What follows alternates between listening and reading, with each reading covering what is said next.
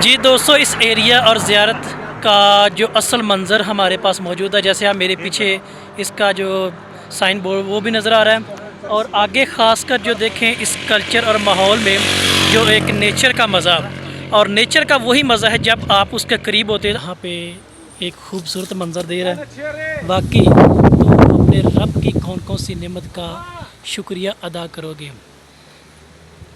तो यही अंदाज़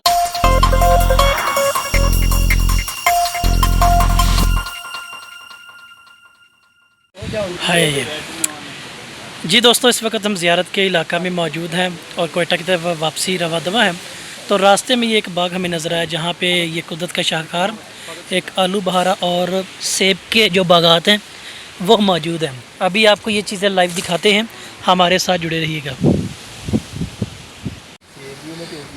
जी ये देखिएगा आलू बहारा जो अभी पक चुका है और पकने के करीब भी है, और इस तरफ देखें ये सेब जो अपनी पहचान और बनावट में रवां दवां है।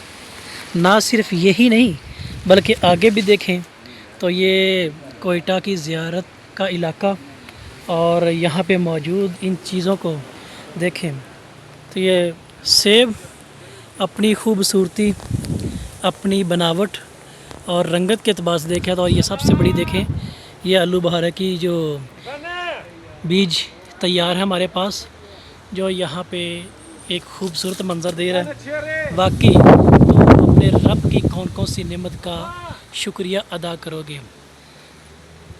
तो यही अंदाज़, यही खूबसूरत आगे चलते चले जाएं तो हमें ये दिखाता है, समझाता है जो इस इलाके की खूबसूरती ना सिर्फ इस ज़मीनी ताकत और रब करीम की नेमतों की है। तो कुरान पाक में यही कहा गया कि फ़ाबी अय्यी आलाई रब्बिकुम मा तुकज़्ज़िबा, तो कि तू अपने रब की कौन कौन सी नेमत को जुटलाओगे। ये वो नेमतें, ये वो सारी चीज़ें हैं।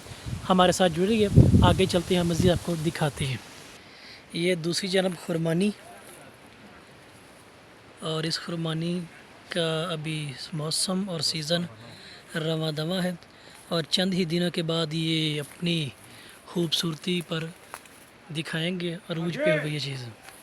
हमारे साथ जुड़े रहिए, हम आगे चलते हैं।